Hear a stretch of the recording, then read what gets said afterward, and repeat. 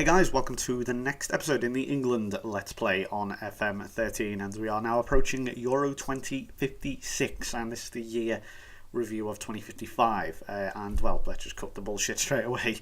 We've qualified. I mean, was it really in doubt? And I don't mean that to say cocky or anything, but well, I don't need to be cocky because the group was crap. You know, I mean, I'm not being funny. If you can't qualify from this group, just don't play Football Manager.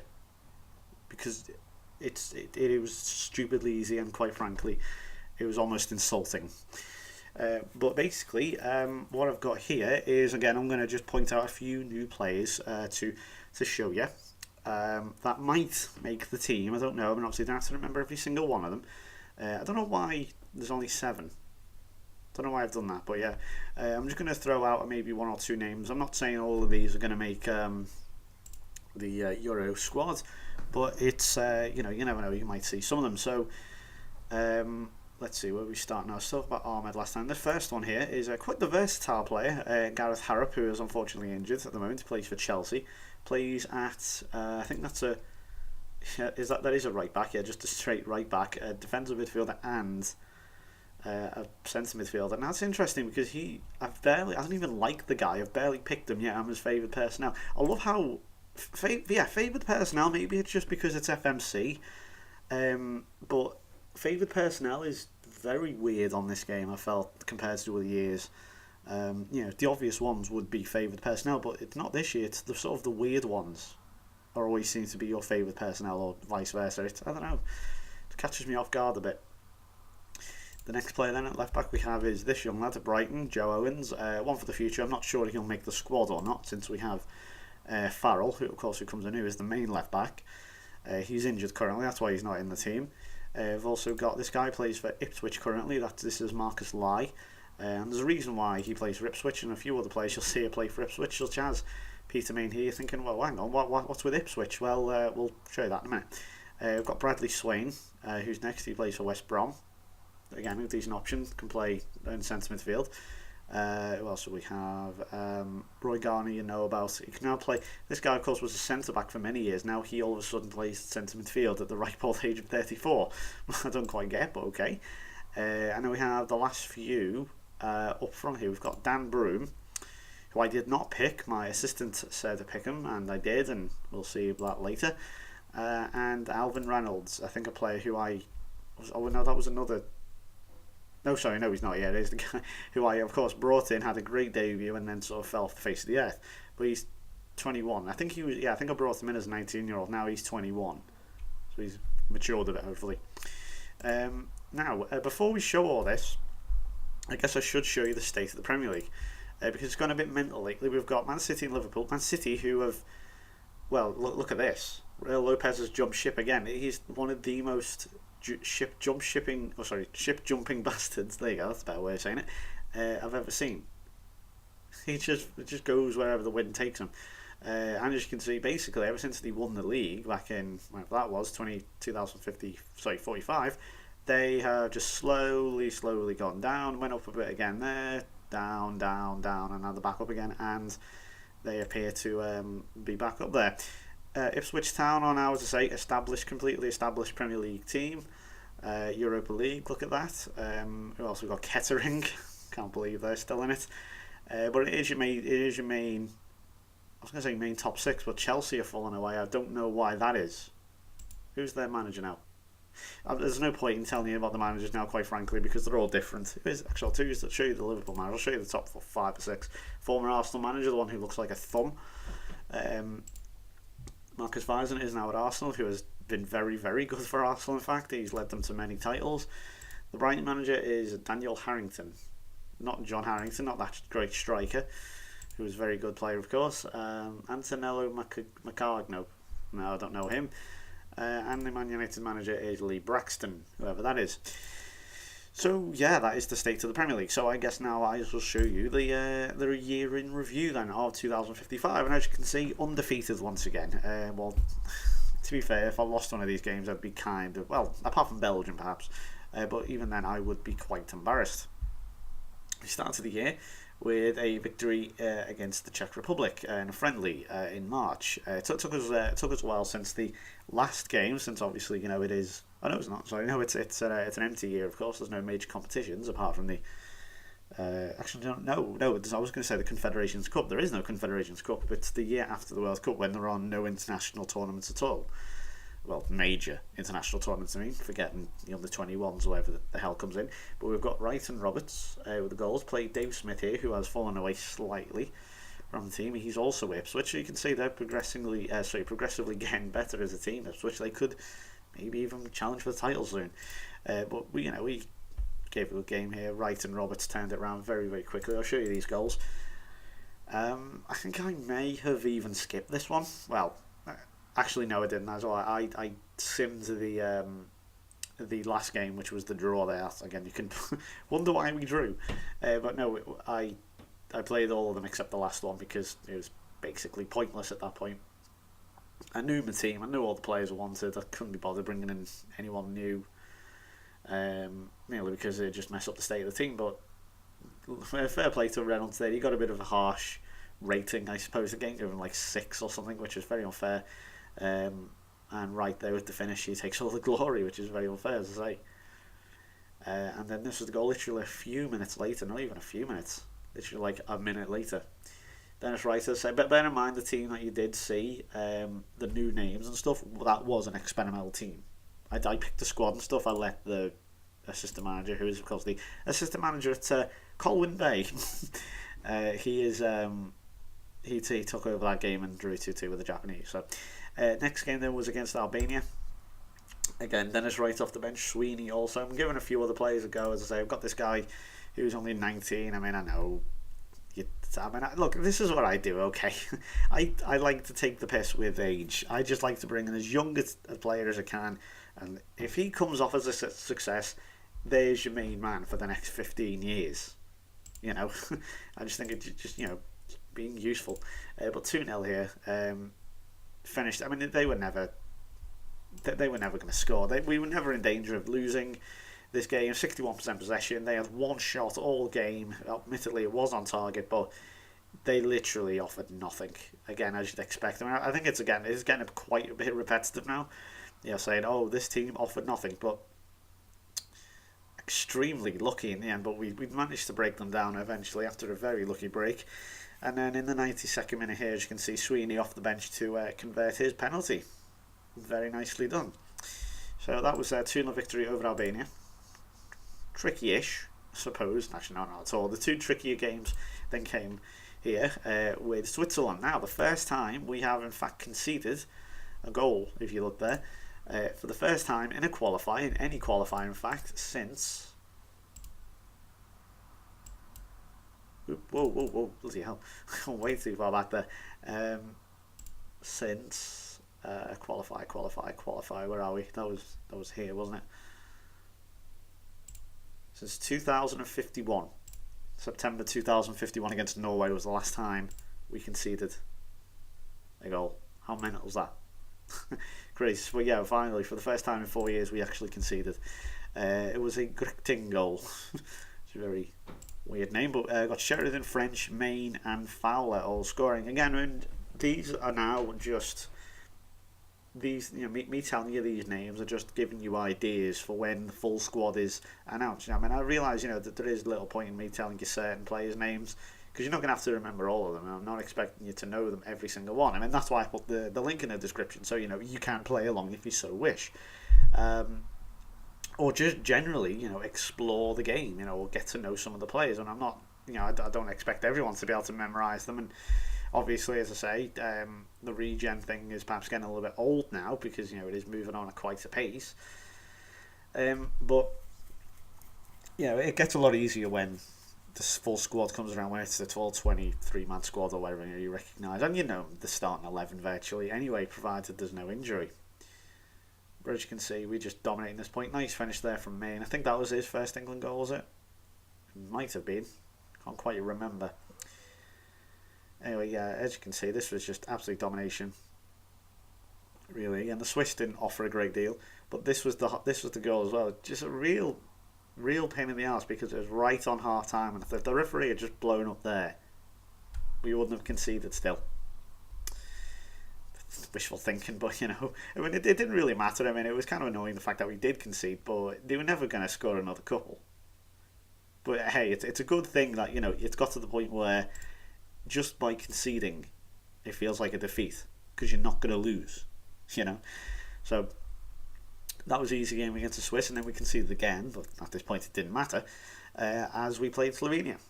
One of the more harder games, I suppose, and I really am stretching the term harder there. Goals for Corrigan, Main and Wright, although Riley did get himself sent off. Again, it's like any time I give them a chance, excuse me, sorry about that, they also had a man sent off. Petric there scoring in the 81st minute. Again, didn't really make much of a difference at this point. As you can see, I played the pretty much full strength team. I wasn't taking them for granted. I wasn't going to underestimate this lot. I was going to really go for it and say I'm going to respect them and I want to win. A lovely finish there by Corrigan, almost Gerrard-esque. He weighed up the ball perfectly and smashed it in the top right hand corner. Gerrard, Lampard, whatever. I'm sure you're thinking if you are a Chelsea fan or whatever. Yeah, but they both do the same thing, there or thereabout. So this was the next goal here. Nice interception by Darlington. A lot of these players, one thing they're all really good at is reading the play. They're almost psychic with each other. They can really tell when they all know where the next pass is going, or whether that's from a teammate or from an opposition. They all are so good at just reading the game. I'm not quite sure what attribute that is. I can't think off the top of my head. Well, it should be anticipation, I suppose, wouldn't it? Yeah, actually thinking about it, it'd be anticipation.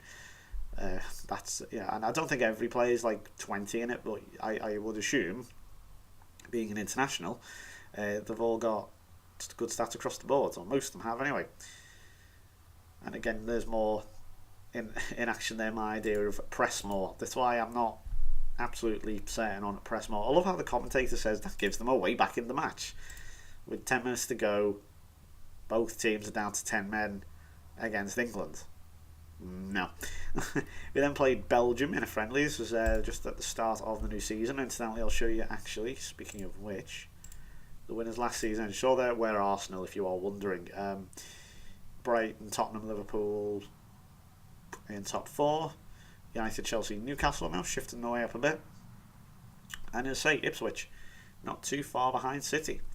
So yeah, I kind of forgot to show you that. But this was the start of the new season. Fowler and Haylock scoring there. As you can see, Callum Haylock, a rating of 9. Not at all bad, considering he is 20 years old. Show you these goals. I think his was just a simple header. But we played Belgium a few times. I think we've got the better of them now. Their golden generation, as I say, has disappeared, or has disappeared long into the night now. I think most of them will be in their ripe old age at 2055, or at least Lukaku and company and all that wouldn't be. And I say company twice, I mean his company and Vincent Company. See what I did there? You know what I mean, though. They're all going to be. I don't even think any of them are managing anymore. I think most real players on this managing are virtually retired. Next game then was against Lithuania, so just a meaningless friendly. It just gave them bit of an opportunity for match fitness. Next game then was against Lithuania, 2-0. Reynolds and Fowler off the bench. Corrigan had a bit of a off game here. Let's see, so we'll show you these goals. Craig Cool, as you can see, still the captain, even at the age now of 38. Is not good enough to play for England, so I think he finally has hit that wall of, he's just gone over it now. He's gone over the top, and he has gone beyond being good enough. But we're never going to lose this again. I mean, they didn't have enough shots to threaten, but it's always good to keep a clean sheet here. Here's Corrigan using his pace. Main, who's becoming a vital little player in this team now. He's a bit on and off. He's a bit hot and cold, but he, on his day, is very good. And that was a nice finish. And then this killed it off. I mean, again, the team wasn't at full pelt here. They were. I pretty much, once the second goal went in, told them to take a breather, and once they do that, the game just goes on at a pace, and it there's barely any highlights. I mean, look at that. There were two and a bit highlights there at the end, and I think one was for us and one was for them. So whatever. Next game was against Switzerland. Gareth Sweeney bagged a hat-trick and Leon Fowler, he did score, got injured. And this was, I guess the last game was the start, but this was a genuine emergence of Johnny Corrigan's decline. As you'll see in a minute. I keep giving him opportunities and he's not really repaying me. First time we can see 2 goals in our game for a while, at least in the 90 minutes. As you can see, a lot of bad ratings across the board there. There was like a 4.8, I think there was a 5 somewhere. I mean, appalling header straight to Sweeney. I don't know whether he was trying to find his goalkeeper or not there, but that was not good at all. So Sweeney gets 1. Obviously, he'll have the hat-trick. Corrigan maybe was that a little, in fairness, good interception there. But obviously, if that had led to a goal, his rating would have shot up a bit, I would assume, after getting that assist. That was quite disappointing, though. Again, why I sort of say press, no, but I don't know whether I actually had switched it off at that point. I mean, obviously, you want to win every single one. I mean, back in the World Cup qualifiers, we drew 1, and that was the opening game against, Russia, where we just simply couldn't score to save our lives. But we actually went down at half-time. Half-time, we were 2-1 down. It was rare, we almost never saw it coming in a way. And yeah, I couldn't, I probably would have gone crazy if I had actually had the normal FM version, would have been aggressive and all that, but obviously I don't, and you can't have that on the Team Talks. But we found a way back into it eventually here, as you can see. Nice ball by Murray, Fowler on the end of that, and I think it was only a matter of time before we scored. Nice finish. As I say, once we got that, then it was only a matter of time. Because the Swiss aren't that great, but it was in Switzerland, and anything could have happened at the end of the day, but we were just too strong, and it was, as I say, only a matter of time. And once that goal went in, the floodgates basically just opened. Well, 2 goals. See in a moment, Darlington again. I mean, Darlington's one of the main ones for that. Cooley used to be able to do it. His stats obviously are not as good as you'd expect. But Darlington and Hughes is pretty good at the anticipation thing. And there's basically at this point was the Sweeney show. Lovely goal. And this was pretty much it. Then we took the lead, and this next goal finished it off. And a lovely little run there. Nice ball by Basto, and that was the finisher. I made sure that we won the rest, because we weren't going to lose against Estonia and Albania, were we? I think that confirmed our qualification. 3-0 against Estonia. We got goals for Wright, Sweeney and Main. Again, I wanted to try and establish a full strength team at this point, try and get an idea of who my team is going to be for the Euros. Show you these goals now. Main, Wright and Sweeney. So look at that. I think they had 1 shot on target. We had 67% possession. Not quite any 13-0s like we did when we played the Faroes, who incidentally we have been drawn with in the next World Cup qualifier. If I'm going to take over, if I'm going to continue with that, I'm not sure. Might do, might not. Still deciding. There's Main. Nice finish. Given way too much space time on the edge of the box. He was always going to twat that in, wasn't he? But yeah, we've got the Faroes again, which is quite funny. The next World Cup, incidentally, is going to be held in Japan. That's going to be in 2058. So, don't know whether we're going to have some sort of Oriental theme there, but no, really. I tend not to do that. And there's Wright, takes it down well, plays it to Baird. Back to Wright, I forgot. I was wondering, finish. There you go, there it is eventually. But yeah, we've got the Russian one first, obviously the Euros in Russia. I have no idea what the logo is going to look like. I might not even do a logo for this one, to be honest. Since obviously Russia's logo will inevitably change for the 2018 World Cup. They always do, the prospective logos always change. And lastly, the last qualifying game was 5-0 against Albania. This was just a little party game, I suppose. 5-0, Wright, Garner, Main and Basto. Goalkeeper rating of 4.9. You never want to see that, do you? Dear me. That is really poor. Main's ball in, Wright meets it. I thought there was going to be a disallowed goal there when Wright and the goalkeeper sort of came together. Or at least it appeared to, but no, that never happened. And Garner there at the near post virtually. Knocked it in 2-0. This is right after half time. I don't think I said take a breather. Maybe I did in the last few, but no, I didn't say take a breather. There's Main. Nice finish. And this now next one again. coming now. As you can see, Albania offered nothing, as you'd expect.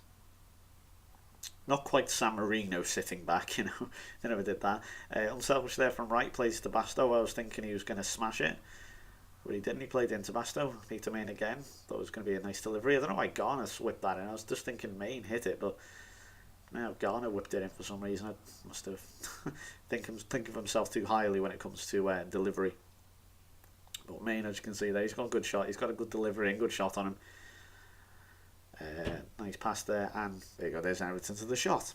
So yeah, he looks like a vital asset in this team. And lastly, game here against Cameroon. 2 goals for Roberts, Wright and Hughes, all scoring. Main though and Darlington have a bit of an off day. Let's have a look. I'm trying to remember this game. I think I may have even seen this game actually. Wolfgang. Oh yeah, he's really Caribbean him. Caribbean.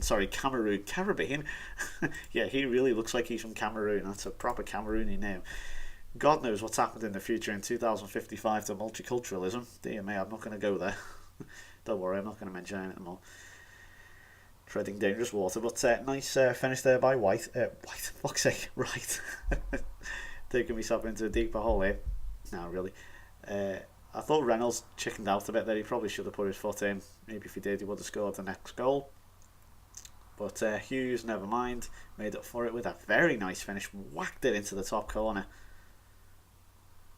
And really, I mean, this was not...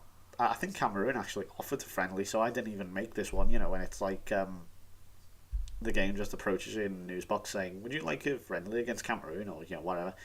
And pretty much that's what happened with Cameroon and Japan. In fact, I said, yeah, sure, whatever. There's no point in not playing them.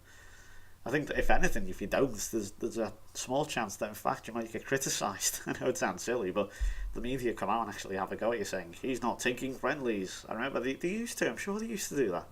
Or something. Something similar like that on old FMs or CMs. Nice goal for Robs there. That was his first. That killed the game really, and then this fourth was a nice added bonus here. Quite sure what Somba's doing, taking his time. I don't really know any of these Cameroonian, but I keep for some reason I keep saying Caribbean. I don't know why. I've been watching too much cricket. Right, here's Basto anyway. Plays a nice ball to Robertson. In the end, it was just him here. I mean, lucky, goalkeeper pushed it in. Every goal counts, and that's 4-1. So the last game here of the year took place in November 2055. 2-2 against Japan, which I let my assistant manager take over. Ghana and Dan Broom playing here. Again, you've got to give players opportunities. Not sure about this guy, whether he'll make it or not. Let's see how he goes in the rest of the Premier League season. That's a dog barking, if you're wondering what that little high-pitched squeal was. Oh dear. I haven't actually seen these goals because, as I said, I didn't play it. Nice finish, in fairness. Goalkeeper's got to be a little bit disappointed. Who isn't goal for that? It's Lomas. Not keen on him. Nice header from Ghana. Probably should be vice-captain, really, but going for the younger Leon Fowler. I don't think Ghana... I think he'll probably retire after these Euros, actually, I think. There's an off chance. Actually, no. His potential, or his ability, is still quite high. So he might stick around. He appears to be getting better with age. He's like... well, I say that. But the great thing was, it was literally an instant reply. I mean, as you can see, literally from the kickoff there. So that was nice. Bit of a steal, which we don't see from England very often in real life. But nice finish there from Broom. Fortunately, we didn't find the winner. So, I guess now it is time to show you the Euro group. We're in Group D, and we're going to be playing against... Dun dun dun! Serbia, Northern Ireland, and Ukraine. So we're missing the host, Russia, but we're going to be playing Ukraine again, as we did in 2012, of course. The holders, of course, are Spain. Northern Ireland, that's going to be tasty. Look at that for the final game. That will be really good. I'll show you the rest, of course. Bear in mind, the Euro tournament, the way it works has changed. It comes into effect in 2016. I think there's more groups now and like another round or something, or there's more teams, so that's why this is a bit different, just to point out. If you want, I'm not quite sure what all the changes are, but if you want to check it out, I just Google it, Wikipedia or whatever. We've also got then in the groups, we've got Czech Republic, Turkey, Switzerland and Ireland. Yes, that's last tournament's runners-up, Ireland. Denmark, Wales and Scotland in the group there, with France. It's an old alliance coming together. Well, not an alliance anymore, is it? Austria, Spain, Romania and Croatia in Group C. Group E, Belgium, Sweden, Italy and Germany. That is a great group. Group F, Holland, Slovenia, Russia, the hosts, and Portugal. And that's it. That's it. So, yeah, if you want to just check the history real quick, yeah, see Ireland in Austria, Switzerland. Don't even ask what happened there. I wasn't in charge. Anyway, that's going to do it for me. So I will be back then with the first game in 2000.